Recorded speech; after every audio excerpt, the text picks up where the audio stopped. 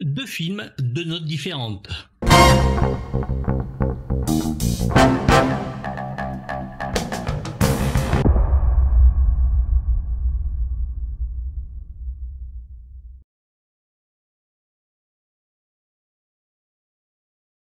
Joe Carnahan, grand réalisateur de films comme Narc en 2002 ou Le Territoire des loups avec Liam Neeson. Bon, il avait fait aussi Mise à prix un peu foutraque et L'Agence Tourisque avec Liam Neeson encore et Bradley Cooper. Est passé par la télévision. Il nous a fait quelques épisodes de Blacklist qui étaient pas piqués des hannetons, vraiment violents. Et cette année, décide de nous filer coup sur coup deux films. Bon, pourquoi pas. Le premier, Boss Level, avec Frank Grillo, Naomi Watts et Mel Gibson, rien que ça. Une sorte de film d'action et de science-fiction qui reprend les codes du jeu vidéo. Le film commence très rapidement.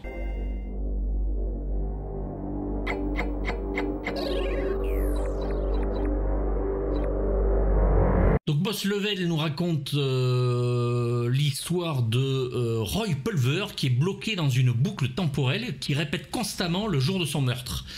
Ça commence déjà comme un jeu vidéo, hein, la Mario Games, ce que vous voulez, et c'est pixelisé, c'est très drôle. Vous avez les niveaux qui s'affichent comme dans un jeu, donc on meurt, on recommence, on meurt, on recommence. Truth be told, I don't even know why they want to kill me or what I've done to deserve getting killed, but there's a shit ton of them. You've met Pam. She did that to me 14 times before I finally got a timing down. Voilà, il va découvrir des indices sur un projet gouvernemental dans lequel sa femme travaille. Et il va essayer de dévoiler le mystère de sa mort dans une course contre la montre pour traquer le colonel Clive Ventor. C'est pas un nom à piquer des hannetons, joué par Mel Gibson, le puissant chef du programme gouvernemental, tout en essayant de devancer ses assassins habituels qu'il va apprendre à connaître en les combattant. This little angel-faced asshole is known as Guan Yin. How do I know her name? I am Guan Yin. And Guan Yin has done this. Ils sont déterminés et il va essayer donc de détourner tout ça pour sortir de la boucle, sauver sa femme et renouer des liens avec son fils. What's up, pretty boy? Fucking weirdo dwarf, what are you doing? Oh, I don't like that attitude. Donc le film est écrit et réalisé par Joe Carnahan. C'est fun, ça débande pas, permettez-moi l'expression. Il y a de l'action, aventure, voilà. On n'a pas l'impression d'être pris pour des cons. Frank Grillo, vous l'avez vu dans Captain America, le soldat de l'hiver. Il fait le taf, franchement, comme il est très très physique, ça marche très bien, ça fonctionne. Naomi Watts est très bien, une fois n'est pas coutume, et Mel Gibson, cabotine un peu, mais voilà, c'est vraiment un film étonnant parce que toutes les phases de combat, toutes les phases où il se pose des questions, il essaie de découvrir les mystères, il essaie d'avancer, tout ça sont vraiment très bien faites, on s'emmerde pas un moment. Well, sometimes I manage to kill them. But it doesn't matter. They always find me. C'est pas le film du siècle, c'est pas ce que je dis, mais voilà, c'est fait pour, c'est exactement ça. Voilà, ce film du dimanche qu'on se regarde tranquillement.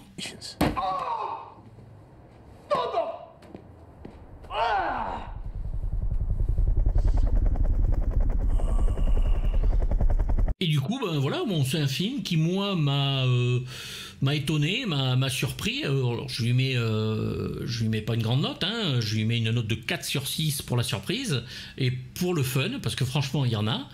Et c'est là que les choses se gâtent, puisqu'il a réalisé derrière Cop Shop.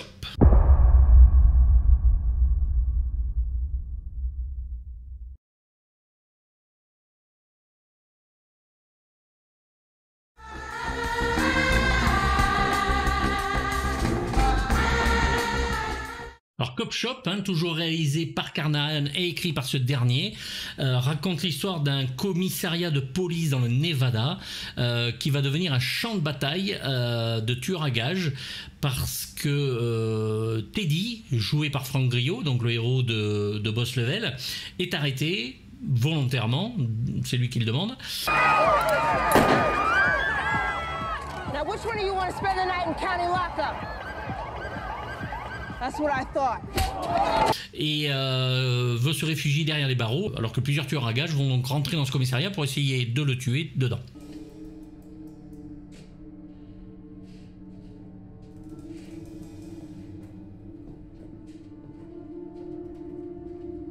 Alors, vu comme ça, on pourrait se dire, tiens, remake d'Assaut caché, pourquoi pas oui, effectivement, c'est peut-être le remake d'Assaut caché, mais alors là, autant on peut être étonné dès le départ. Vous avez le titre qui vous arrive en plein milieu de la gueule avec la musique de Lalo Schifrin pour Magnum Force. Bon, autant vous dire que moi, de suite, mon oreille, elle a fait jouk, parce que j'adore Lalo Schifrin et les films de l'inspecteur Harry. Il reprendra aussi d'ailleurs Red Light de Lalo Schifrin qui était dans le premier Inspecteur Harry.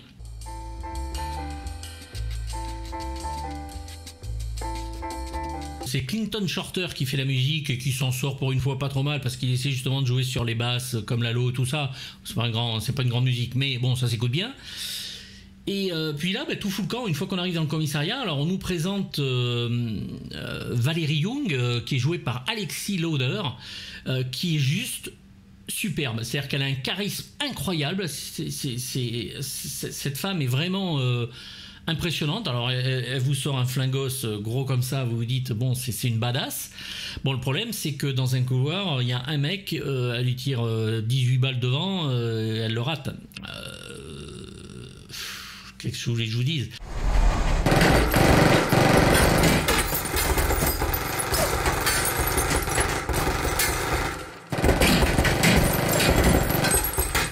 Mais bon, à part ça, c'est très bien filmé, c'est très bien shooté, Carnahan fait le taf. Le problème, c'est que Gerard Butler est arrivé, il joue le premier tueur à gages qui arrive et qui se fait arrêter aussi pour pouvoir être en face de Teddy et le menacer avant de pouvoir en sortir et même le tuer.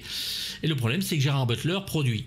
Et Gerard Butler décide de remonter le film, de faire remonter le film et de se donner le beau rôle.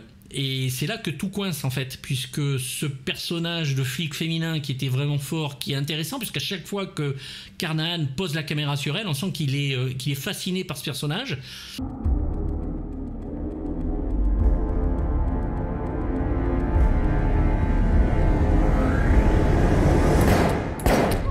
Nous, on l'est aussi, on a vraiment envie d'en savoir plus, on a vraiment envie de la voir exploser à l'écran et faire le taf. Et je suis désolé, mais non quoi. Non, ça marche pas parce que Butler se donne le beau rôle alors qu'il l'est pas. Il est censé, voilà, c'est un méchant. Même si Teddy c'est pas le héros du siècle, c'est aussi un méchant. Donc va s'en suivre l'arrivée d'un tueur à gages absolument ridicule enfin voilà, il parle comme un débile, il parle au cadavre qui vient de buter. Enfin bon.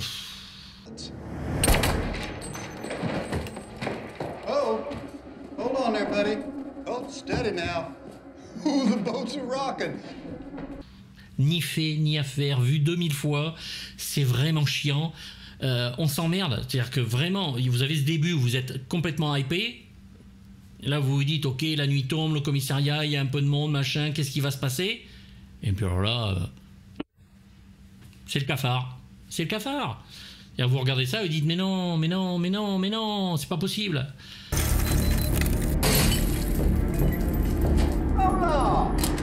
Well, that fucking blew.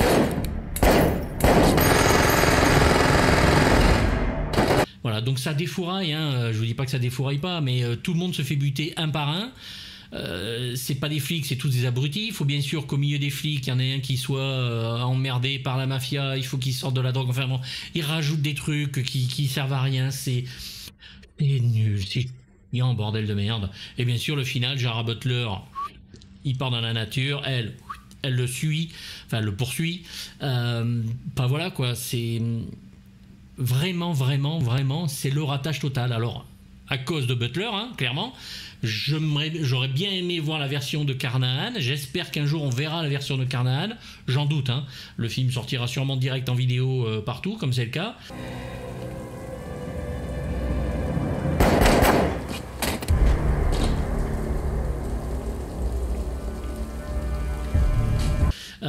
Il est sur Prime d'Amazon, donc qu'est-ce que vous voulez que je vous dise? Voilà, passez votre chemin. Moi c'est un bon, allez, je mets 1,5 sur 6 pour l'actrice, pour les plans de Carnahan qui sont quand même bien foutus, et puis merde, l'idée de la Lochifrine, moi ça m'hype.